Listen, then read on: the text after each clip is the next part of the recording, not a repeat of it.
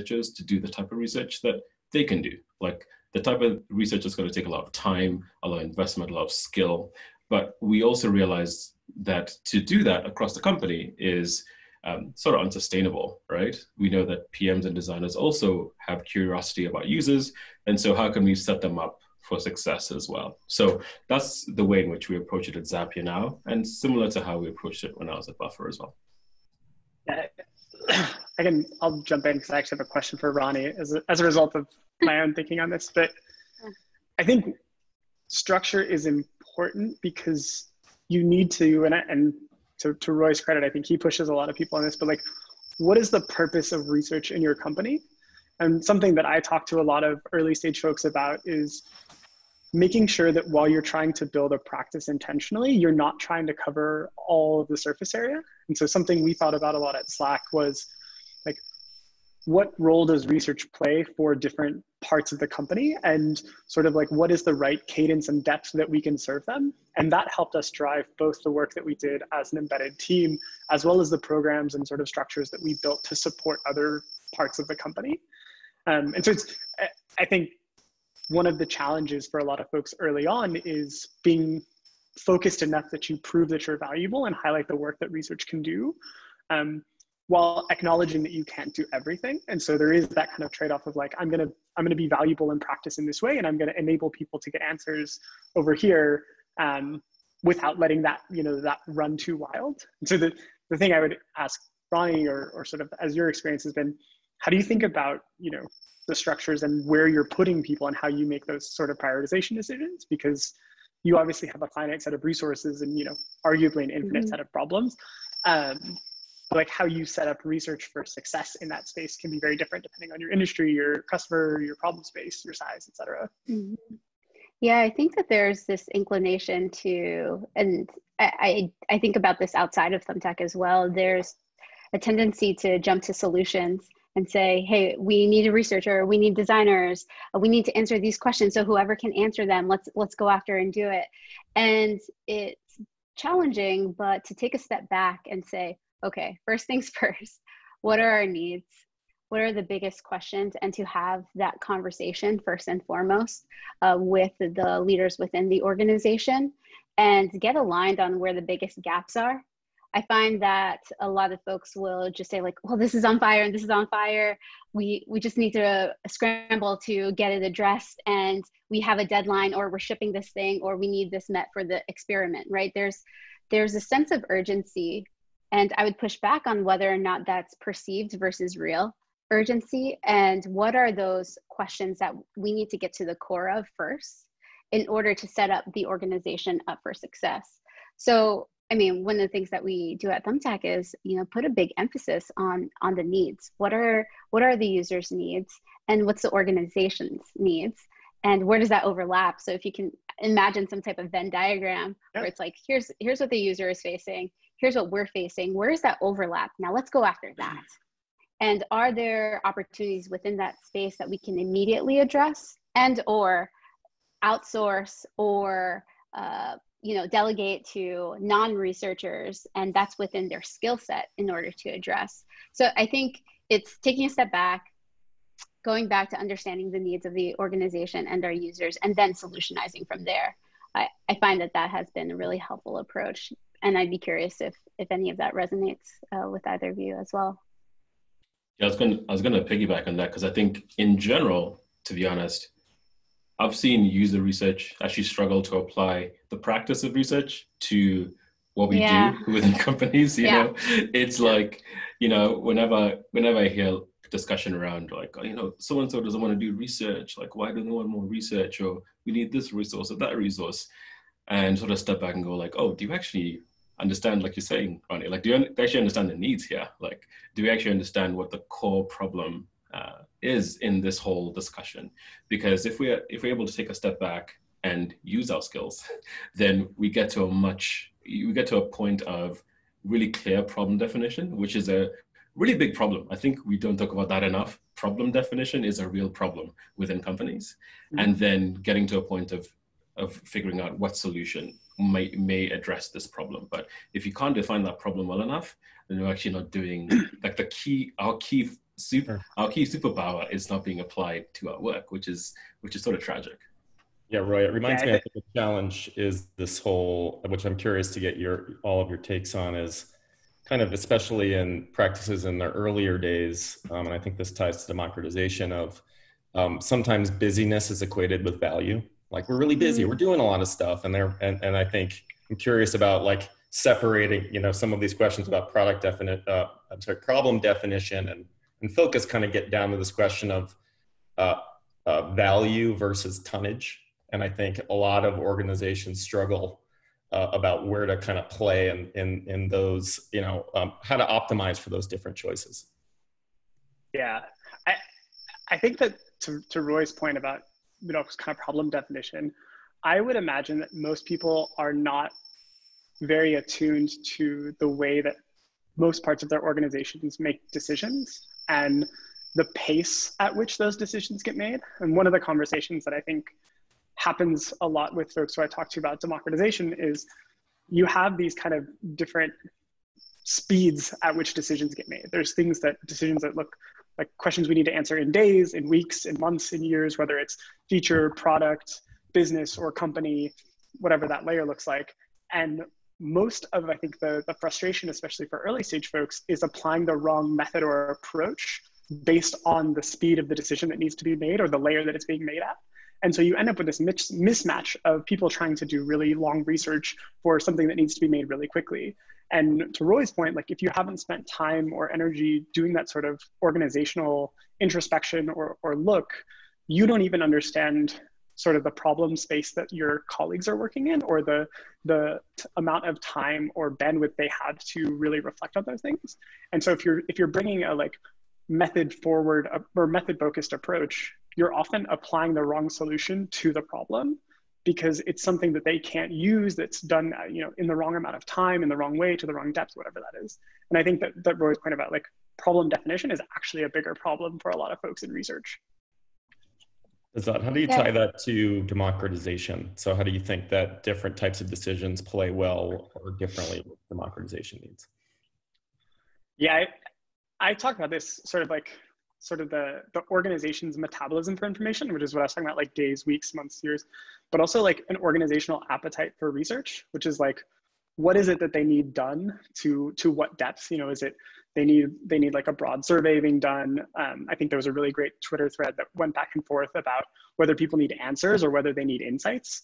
Like, answers being sort of a relative position right now of like what is happening, and insights being more of like a framework or a lens for looking forward. And I really liked that discussion because I think there was like, I think as a practice want to be focused on delivering insights and delivering frameworks and like pushing on knowledge and helping people make decisions better, and creating safe spaces where people can get answers. To Roy's point, like, how can we let other people talk to customers and like reduce that distance to their customers so that they can get answers today that are those more like short-term, sort of really well-scoped questions, I think becomes a safer space for us to think about when and how to democratize, rather than saying, okay, we're just going to like open up our total play space and anything we do, anyone can do, which is, I don't think, what any of us here are trying to push for. Mm-hmm. Yeah, there's a point that I think was mentioned earlier too, where, you know, not only can you have sort of different models just in and of themselves, but where the state of your company, the maturity of your company, not only the UX practice, but sort of like what growth is looking like sort of what the internal philosophy within the company looks like, that can shape a lot, right? So the companies I've worked for, like Buffer, a smaller company, less than 100 people, not growing, but not like growing as quick as the company I currently work for, just different paces, right? And that's going to require different things. So acknowledging that, like acknowledging sort of the philosophy that product leaders and that UX leaders have towards democratization is really important, right? So again, we've sort of talked about this issue of a blanket. Yes, get more people to do research. It's not only that, it's getting back again to the problems. Like, what are the key problems that we have here, and who might be best positioned to tackle those problems based on the way that we function, and and what we're doing as a company, how we're growing. Like there's so many variables here, which is why I get back to that issue of problem identification. If you can't do that, then you're not in a space to then take that step you're talking about, Michael, which is how do you then go about democratizing this and getting more folks to be part of the research game? Yeah, we got a good one in the chat, which I think is probably something I'm sure that many of us have thought about. And it's referencing Molly Stevens, who many of us know well, at booking.com, and kind of the view of and the concern around democratization as devaluing the field, which I think is kind of tied to this conversation about structure. I think we all thought we would get this would be a good part of the conversation. So I think this is maybe a good one to dwell on. Obviously I'll share a brief perspective, and I'm curious if you guys can fill in with some more information as practitioners. And I think, I certainly have obviously seen and read many concerns around democratization and kind of its concerns for the field. And I think, and I was a history major, I'm a history nerd. So I was like looking back at other examples, and it reminds me a lot of, there have been many fields that have kind of gone through this challenge of democratizing. So graphic design is a great example. There was something called desktop publishing in the 80s, which, graphic design used to be like gouache, and cut and paste was literal. You would actually like cut things out of designs and retake them, and had a lot of very specialized technical expertise. And it kind of went through the desktop publishing revolution, and the same concerns were raised by graphic designers, and still are. Are you cheapening our skill set? Are you demeaning our field? Although while graphic design has exploded as a field, it's also kind of raised these kinds of questions. And I kind of like to think about it in this I'm kind of curious your takes on kind of a little bit the threatening side of democratization and how you've handled it in your organizations. I'm sure these are conversations you have all the time. And how do you think about that threatening component? Ronnie, you want to maybe field that one first? Yeah. So I don't know if folks have ever chatted with non-researchers conducting research, but it tends to be a really big empathizing building moment for non-researchers to realize, like, holy shit, what you do is hard.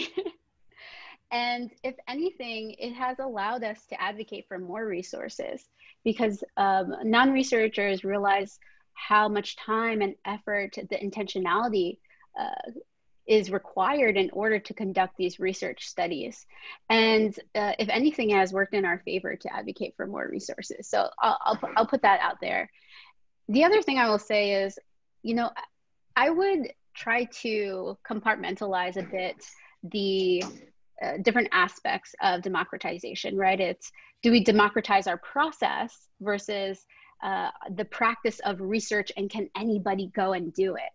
I think those are two different things, and there's this preciousness that we can tend to hold with. It can only be a researcher who can speak to participants, and it can only be a researcher who knows how to ask thoughtful questions.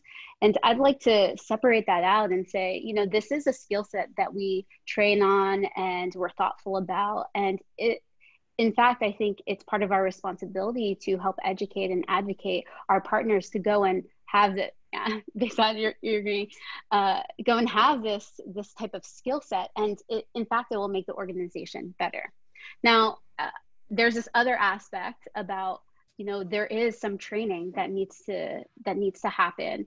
There is a process and thoughtfulness that goes with that process that I think Molly would agree is we should hold that gold standard for the practice and make sure that we're not taking that lightly.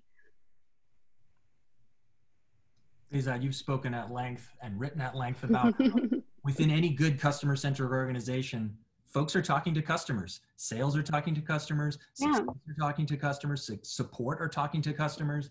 And I'm hoping that in answering the question about, focusing on this, we can tease apart feedback versus research. I know I'm keeping my eye on the chat, and as a card-carrying researcher myself, I feel like the skills that like Ronnie and I gleaned from our communication sciences study makes me a sharper, critical, both consumer of research and conductor of research. And it's happening in a lot of different parts of the org. So Behzad, could you talk a little bit about how you're enabling those folks to look at the practices of feedback collection and applying the rigor that we all have to those practices?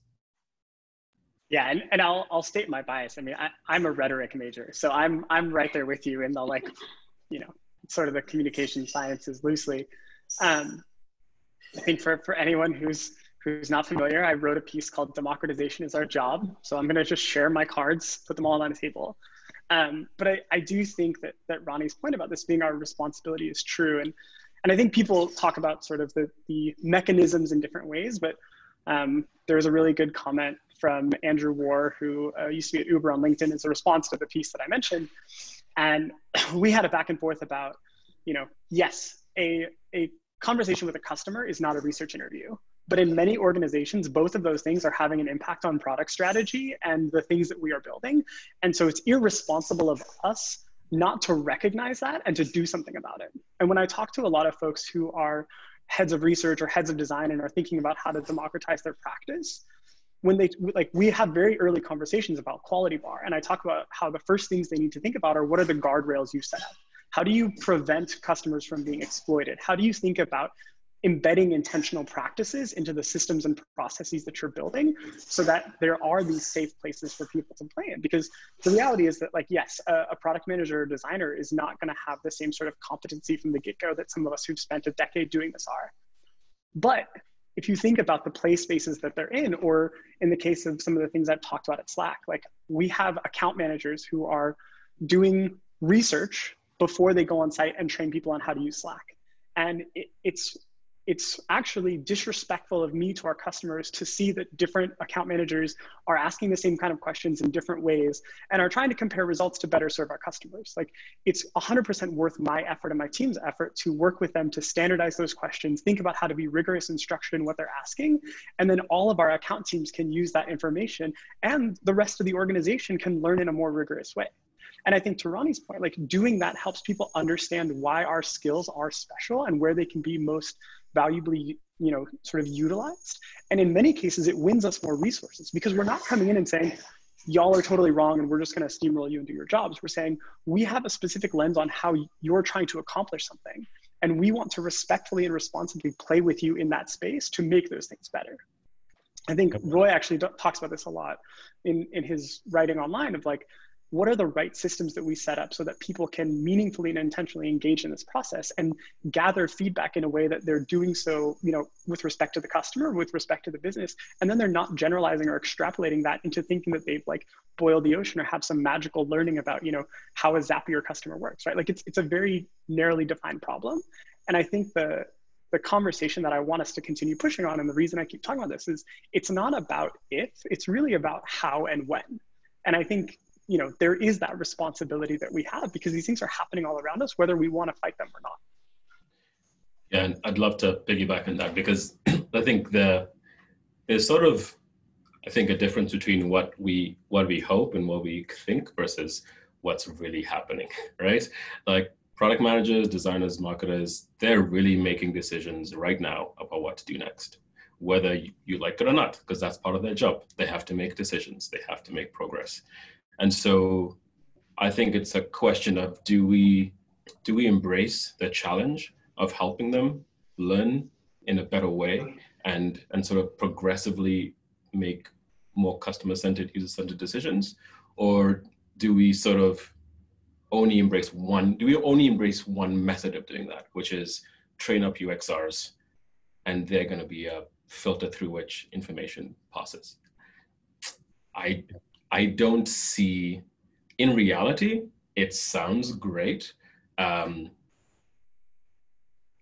it just doesn't work. Like, so in theory, it sounds great. In reality, it doesn't work. So yeah. I think that's sort of the challenge that folks on the ground face, that people are making decisions all the time. Do I do I help there, or do I sort of shrink back and say this is the only avenue through which we can help? And there's something that we're facing at Zapier right now, where we have got to a stage where we're really happy. Lots of people are interacting with users, but we need sort of more guidance and more rails there, right? Because something else we've seen is, even someone saying that they have a research background, what does that mean, right? Just because someone did user research as a PM in another company doesn't mean they started that by themselves, just speaking to customers.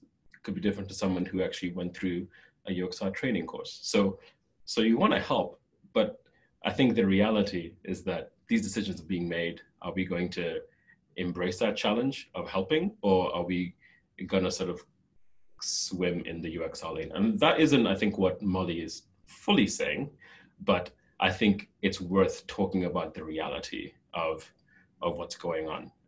And I think that's how I view this challenge, right? Yeah. At least from my I side. want to build on that, Roy, and just say, I mean, I think I also, I'm a part-time teach MBAs on kind of in an innovation program at Kellogg down the road. And so I'm sure we can all say, and I certainly can say in my experience, it's not the same thing as researchers doing research, MBA students doing interviews. So I think there is a difference. And one of the ways I've tried to square that difference, which I think may or may not be helpful for people, is to try to separate what I would call the craft or the expert research from a liberal art. Liberal arts were invented as like a Greek idea of like the tools that all citizens should know. And I think that, I think there's an interesting question about whether corporate citizens or design citizens, whether they do need to know certain things about how to interact with customers and get that feedback in a way that's more rigorous. But that's really different than, an undergrad English writer and writing a paper, super different than PhD, right, writing a dissertation, who's been, deeply steeped and trained in methodology. And I think it's that, I guess back to maybe a question related to this, and I think we'll kind of take it in two parts. One is about training, because we've had a lot of questions about what's good training and what does that look like. I think another one, it ties a little bit to, this issue of back to this issue of focus and value, which is if you're expert researchers, it's that sense of, are your expert researchers doing work that count, when you compare it, are they doing work that is far better than the liberal art undergrad in this case, right? And kind of this question of where the value is in the field. So I don't know if anybody wants to kind of try to take that one on, or whether you guys want to hop right into kind of what would be part of that liberal arts curriculum. I think those are two places that I think the crowd would be interested in. And to add on briefly, Michael's point is echoing something that Sean said in the chat. Quote, should engineers convince and persuade their leadership they need to write code? Should accountants persuade and convince the people around them they need to use math? And Michael and I were talking about Photoshop's democratization of design, and even Excel's democratization of accounting. When we were brought into organizations where we expected to sort of be able to craft a basic presentation or go through a set of numbers and make sense of them. To Michael's point, is there a corpus of research skills that we could all say we would want in the liberal art of UXR?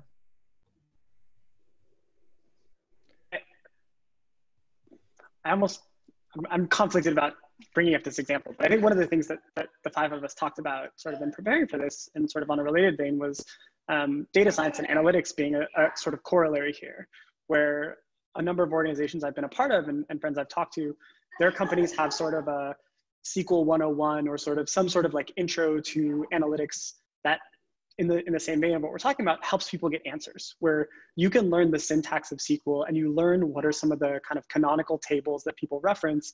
And you by no means are expected to build models or dashboards or anything like that, but you're said, like, when you need to understand how many people in the US do X, Y, or Z thing, there are a very simple set of commands that you can use in a safe pipeline that has been built for this explicit purpose. And doing that actually helps me do my job better, because instead of asking an analyst to go and do something that is incredibly low level for them, I'm able to get a quick answer and then continue on with my work. And so what I would push people to think about is not this conversation of like, are we giving away the core responsibility? But what are the ways, I think Ronnie said this earlier, that we can invite people to participate in parts of that process that are meaningful and safe and valuable for them to understand. Like, I run some SQL queries. I'm like, I am never going to build models. This is so far outside of my work. And now I need to have time and space to work with a data scientist to say, hey, here's what I'm trying to understand. Here are some of the things. Let's work back and forth to understand what the right way is. I'm not going to go to them and say, I need this tomorrow, because I have no idea whether that's a reasonable request. And doing that query actually helped me gain the understanding of what I was asking. Mm-hmm. Yeah, Sorry. There's this, yeah. Go ahead, say that. No, go for it. There's this aspect of relying on our strengths and owning it. And in having these conversations, I often hear from researchers about, this insecurity that lives on. Is like, am I going to be replaced by teaching other people this skill? Am I still going to be valuable to the organization? I think that's what we're really tiptoeing around. And I think taking a step back and saying, oh, what are our unique skill sets that we bring to the organization that we have had so much time and training and thoughtfulness about, that is unique aspect to our team? And one of those is we're really comfortable with ambiguity. As we tend to be like, ooh, a mess. Ooh, where do I dive in? And we want to scope down the problem. What is the question? Okay, what's the question to the question? Okay, what? Why? How do you get there? And then we get to the core. And we apply that to our research questions and our studies. But these are such transferable skills over to our teams, where we can say, hey, what's the goal here? How are we thinking about this with the user pain points? How does this fit in the overall roadmap? Could you help me understand, right? These are open-ended questions that I'm asking in a way that's neutral. It's trying to triangulate with other teams, other functions, right? Where we can say, hey, I heard this thing from design, but I also heard this other thing from PM. And then here's the data that I'm seeing from the analytics team. How are these pieces playing together? And then if there isn't a solid answer, which often there isn't, it becomes our role as a neutral researcher to play a bit of a matchmaker, and also to fill in the gaps and say, like, okay, it seems like this is where the biggest gap is, and let's go and address that. And that's where we can conduct research. So I do think that there's a lot of tying our unique skills and our training and educating our partners, like, hey, here's how to use me. Here's how to use us. Here's where we haven't had a skill set before, but here's where we have it today. And will we have even more of this if you hire more researchers who have this type of skill set? A quantitative researcher is different than a market researcher. A market researcher is different than a qualitative one, an ethnographer. And part of that is they don't know what they don't know. And it's part of our responsibility to help educate where those gaps need to be filled and how to fill them. Mm-hmm. Roy, you look like you're going to say something. No, you go for it, man. Oh, okay. I have shared context with Ronnie from our time at Facebook. So I think to answer this question about sort of like the liberal arts curriculum, one of the things that we used to do on the ads team, and I think that Ronnie could speak to on the consumer side, was we would very often take product teams into the field, and the first thing that we would have them do, even before they came to the lab or into the field, was have a conversation about what bias looks like and sort of how we would ask questions and like how to engage and to listen meaningfully in these conversations. And then it would be how to engage meaningfully and to ask questions. And then it might be something like, okay, we're actually going to let 2 or 3 of you help co-moderate because there are specific things that you want to do. And it was very much a crawl, walk, run kind of approach of saying, what is this you're about to experience? And like, how can I help you listen to it so that you don't sit in on one interview, hear one piece of feedback and totally pivot a product strategy. And that became then a conversation about, okay, so what is it that you would want to learn about? How do we deconstruct that into things that people can actually answer? The same way that you think about how to break apart a survey question into things that are very discrete. And I think all of those sort of working through the layers of what we've learned and what we've developed as skills are really important, because the orientation that we bring, to Ronnie's point, is this like idea of how to often watch and listen and observe and synthesize and make sense of. And each of those things, you know, there is kind of an ordering process for understanding what that looks like, because you don't want people to just be a direct translation of, I heard the customer say this, so I'm going to go do that, right? Because customers have very often like less than 1% of an understanding of what your organization is capable of, or strategy or whatnot. And so you have to help people that you're working with make sense of that process. I don't know if that was true when y'all did some of the immersion trips on the consumer side. Yeah, absolutely. I can give an example. So here's an example. We were conducting research on the personalization of categories with trending news back at Facebook when trending news is still a thing. And I was working with a PM, and I was like, okay, so the question is about what are meaningful buckets of content for the user, for the consumer. And he's like, yeah, that's what we're looking for. What are those buckets? What should those buckets be? And I'm like, great, okay. I don't need to do any design mocks. We don't need anything. We're just going to do a card sorting exercise. And in his mind, he's like, wait, you're not going to show them the product? I'm like, nope, we're not going to show them the product. It's like, we're going to strip out the UI. We're just going to focus on those content categories. We're going to talk about meaningful buckets of content, and I'll be able to translate those findings into actionable insights for the product. And in his mind, he was very skeptical about this approach and raised lots of concerns. And we had to have a conversation about, like, here's what you're going to look for when we have the sessions. And after the first one, he's still skeptical, but after the second and third, he was completely on board and could completely understand like exactly why we were taking this approach. So yes, I could easily teach that to a PM or a designer how to go and conduct that. But I think the heuristics that we have as researchers in terms of how to approach a complex or complicated problem space, we have that toolkit that's a lot more accessible than those without not proper, but more sophisticated research training.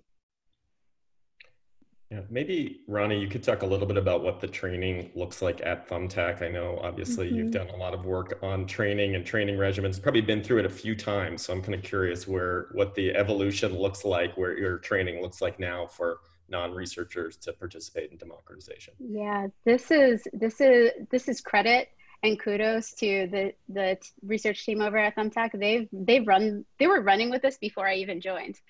So Cordelia, Jordan, Eric, and part of that was they were seeing a need to scale themselves, as they were a small but mighty team of 3 researchers. And they were getting, to Bezos' point, like an endless amount of questions. And there were only 3 of them within the organization. And having to figure out, like, how do we focus on the most complex questions, the most strategic questions, and uniquely use our skill sets towards those, and prioritize those bigger ones that can have larger amounts of impact at the same time without blocking our cross-functional partners for these smaller, tactical, quick asks that they needed answered. So in terms of training, they held workshops and they invited non-researchers, and they could also tailor it depending on the audience, right? There could be one for customer sales and success managers to ask really unbiased questions for like, how's your experience, versus you seem frustrated with that. It's, how are you feeling about that new feature, right? It's even just reframing questions. And then for our non-researchers, more on the product design side, having like very clear questions and protocols. Role playing is another thing that we did, is just seeing how, okay, here's how to answer a question. Let's try to talk about a different scenario or a feature. How would you ask a participant about that? And we talked through best practices. And we're still seeing, the fruits of that labor, and we're seeing a lot more respect for our research organization too, as to how we approach problems. Roy, you're in an earlier incarnation at your new company. I'm curious, are you doing training? Are you feeling the need for training? How's your training evolved at Zapier? Yeah, right in the middle of getting things up and running on that side. So, so first, when I came in, we introduced this thing called All Hands Research Ride-Alongs, where anyone in the company can jump into a research call and just observe. So they're hidden from the participant, and just an easy way for people to just get involved. And so in kicking that off, We have UXR 101 training, which is just like intro to research. And we also do an observer training. Like we have sort of like we use a tool called Lessonly for some of our async type training. So we have that in there so the folks can learn how to observe sessions. Because there's also parts of research that are very normal to us, but even like someone jumping in on a call is a really big deal, right? There's some people who are very, just very reticent to jump into this thing. So even to give them some training on how to do that is really important. And then right now we're putting together modules. The way it works for us, we've decided to sort of do it in modules. Usability testing is really big in our company, a few different types. Interviews is probably even bigger at our company. So putting in place modules to train these folks in these methods. So that's a very active thing right now, because what we have seen is, I think what everyone else has observed, that different folks come in with different levels of experience. And so that training is really important so that we know where everyone sits. The way I'm sort of approaching this is like, I have this picture of like freeways and toll booths, so like toll galleries. On the freeway, you can sort of like drive as fast as you're allowed to. There's more freedom there, but there are guidelines. But then you eventually have to slow down and like sort of pay something. You have to invest something to get to proceed. And so we're sort of getting to a spot of learning who is at what point. Like how far along are you? Do you have to go through like 3 toll booths to get over there, or like are you cool to like proceed? So yeah, so we're right in that in the mix. To your metaphor here, I feel like there could be provisional student driver. You can Ronnie, you have toll booth set up, I believe, at Thumbtack and Bazad. I'm sure you went through this at Slack. I'm curious if there's any particular wisdom you have about how to create that kind of sense of people can do things, but where you put in meaningful controls or checkpoints. Mm-hmm. Yeah. So we have 2 things at Thumbtack that I think have been helpful for us to sort of be these traffic control cops of like, oh, that big question, we're gonna put that over here, and or I think we can break it down a bit. So one is we hold research office hours, and that allows for folks on our research team to meet with those within the organization who have these maybe smaller types of quick asks around like, hey, could you give me some advice on this question? Or I'm thinking about launching this survey. Could I get some feedback on it? The other is a bit more intentional about who and how and when folks can speak with participants or survey participants. So within our participant recruiting practice, we have a research ops person. Her name is Maya. She's amazing. She basically gets all of the requests through a form that, hey, for anybody who wants to talk or interact with participants, they have to go through this form. And that allows us to know who is conducting research and interacting with folks using our platform. And that doesn't mean it's a red light. It doesn't mean it is a hard block. Instead, we describe it as a beaded curtain. It's easy to walk through, but you still gotta walk through it. And it allows us to be this checkpoint of saying, okay, how many participants? Wow, 1,000 looks pretty aggressive. Why 1,000? Let's talk about that. Okay, 8. Okay, that sounds great. What about alternates? Are you thinking about alternates? What's the time frame here? Oh, you're doing 3 surveys, 3 checkpoints. Let's talk about why that's necessary.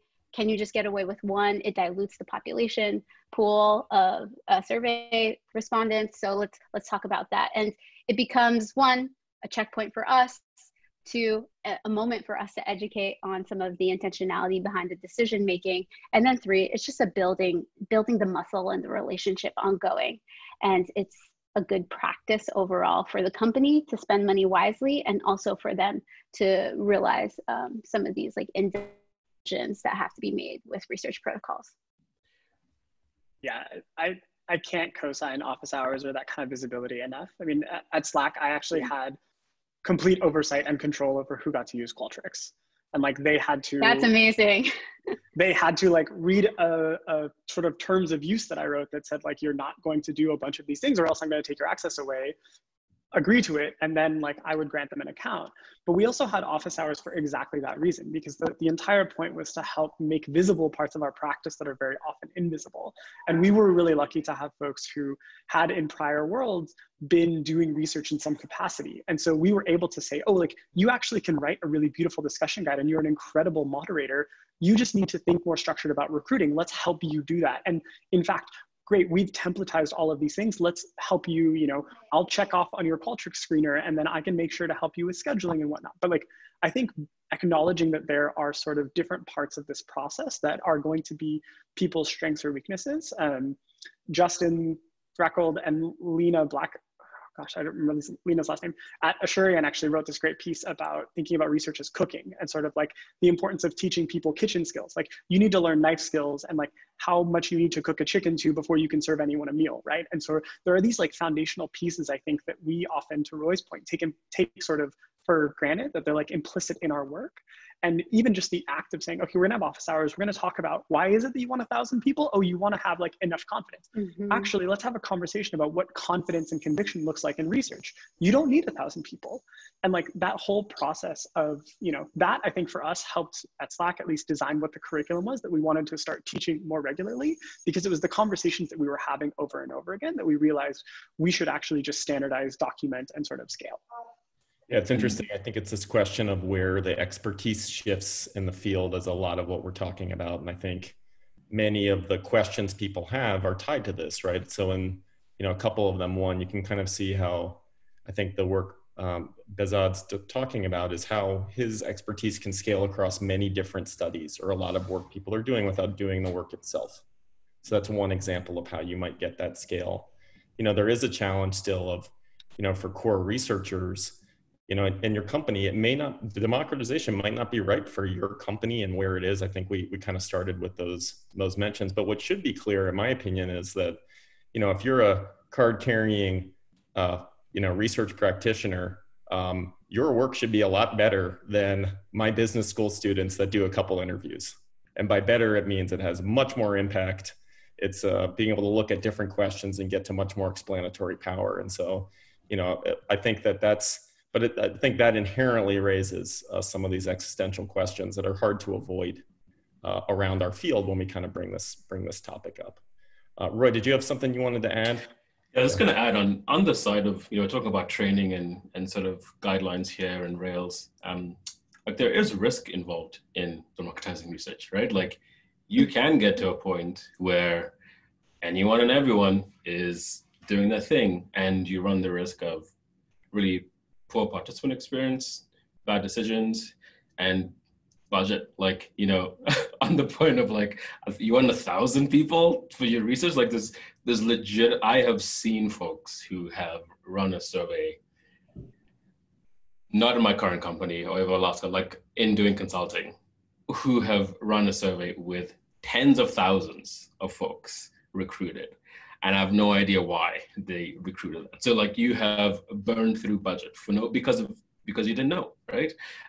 Like there's risk with sort of like complying with the law, right? People who don't know this stuff will just go out and speak to people, right? So I think this is the important part of going, we sort of encourage this and we want this to happen. It happens differently in different contexts, but also think about the risk, right? You need to be careful about this so that you don't end up in a place where you're burning through money, you're creating really bad participant experience, or worse. So I think that's a point that's worth throwing out there, because the last thing I'd want is someone to just run out of here and just say, open the floodgates, and before you know it, you have no budget and you're in trouble because something happened to someone, right?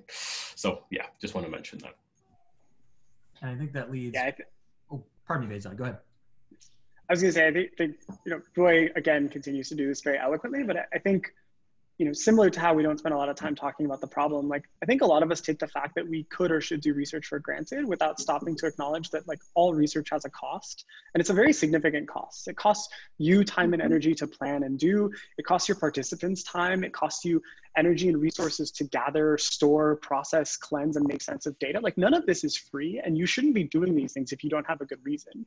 And so the risk in doing this is that you are exploiting, wasting, creating some sort of thing that is like really problematic. And I think just as you think about, you know, why you're like who you're helping or what a problem is, like you should be asking yourself, is research worth doing? And I think for Slack, it was very easy early on for us to focus on the things that were going to have the longest shelf life or be the most impactful to the organization. And we realized that, you know, saying no to some of these things that we've later democratized were because they were okay and safe and worth doing. And I think that that is a really another aspect of our practice that is very often, you know, under discussed, because we just assume that, you know, we are researchers and so we are going to go out and research. And the reality is that there are some things that are not worth researching at this moment in time in this way.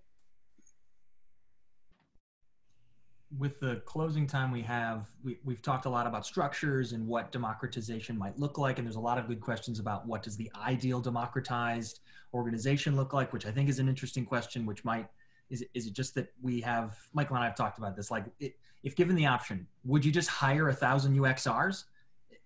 Or is democratization a response? Okay, so basically you're saying no. So I'm curious, and then like what's the ideal democratized, I'm using it as an end goal, but let's say you're getting very close to, you're further along in the democratized scale. I don't know if we can say it's like a switch. It strikes me as a continuum. So what does it further along look like, Behzad? It's not hiring 1,000 UXRs. No, I mean, I said this at UXRC. I mean, I think it's both a bad goal. I think it's also impossible. Like, I think that to Ronnie's point, like if you look at what we bring to the table, I think we are people who bring rigor and structure to a decision-making process. And the end goal of democratization is to have a healthy organization that is learning in ways that are appropriate and respectful of the people that it's trying to serve. And you're not sending out 10,000 person surveys because you just want to see what things look like, or you're getting usability feedback on every feature because you don't have any sense of historical data or intuition or understanding of what a best practice is. I think that, you know, the balance that you want to strike is that your organization is healthy, looking inward and looking outward in appropriate ways, and you have mechanisms to do that safely and respectfully. And I think when people hear me say that, they're very on board. When they hear me say, let's democratize, you know, some of the pitchforks come out, but I don't think that all of us actually disagree on, maybe I'm wrong. I think many people agree on that end goal. I think the journey to get there is hard and it's different, and it's going to look very different for different companies in different spaces and different sizes. But, you know, all of us, I think, would like to be part of healthy teams that are working well together in service of whatever we're doing. And I think democratization is a means to getting to that point. I feel like Ronnie touched on this earlier, like, you know, more researchers, even 5 more researchers is not going to solve the problem. Like, if that's a miracle if it could, right? For real, like if that's what you think the remedy is, I think you haven't defined the problem well. Likely, like this is teeny tiny chance, but like likely if you think you need 5 more researchers to get research done better, you're probably not tackling the core problem. And Roy, you talked about in your a recent presentation how you should spend time, if you're a small team, thinking about the research, the operations of research. And so that leads me to a question I want to end with each of you. What is something that you would advise someone out there, whether they're at a great big org that has a lot of established silos and structures, or they're in a smaller, maybe even 1 or 2 person situation? What is something that they can do next week to get themselves primed? Because it sounds like there's a lot of forethought that, again, as researchers, we're used to doing. What is something that they can be doing to get themselves and their org on the road to democratize, or determine if it's something that they should do? Yeah, I can kick us off here. Define the sandbox is what immediately came to mind. And what I mean by that is understand, like, what are you working with? And it goes back to the problem definition of what constraints do you have? What constraints don't you have? What are the problems you're facing? Let's prioritize those lists of problems and then really get crisp on that prioritization list and say, okay, what's must have, nice to have, could live without, For the nice to have and could live without, we're not going to discuss that right now. Let's really focus on the must have. And how do we sequence this in a way where maybe you have 1 to 2 researchers on your team? How do they focus on the big questions? What's going to take longer? What must we get 90% right? Maybe that's the core consumer segments. Maybe that's the largest pain point in Q3 or Q4, whatever that is. And then maybe for those smaller tactical questions, you say, we can get this 60% right. We'll experiment along the way. It doesn't have to be a full researcher dedicated to this. And then once you define that sandbox, what exactly you're playing within, then you can build your castle, right? Need to use an analogy, but if you could build that castle and feel really great about that foundation, you can build more effectively on top of that. That's my advice.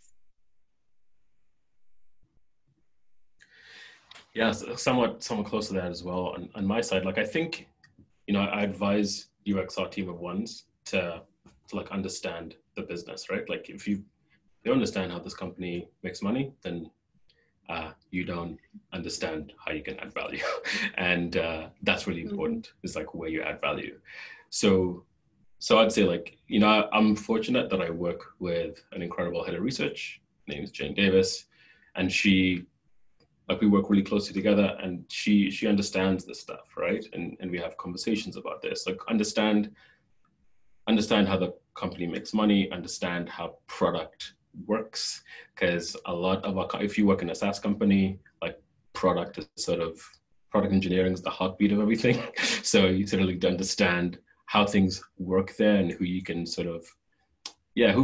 what relationships you can build so that you can understand that well. Because if you don't have that context, then you're sort of just firing blindly.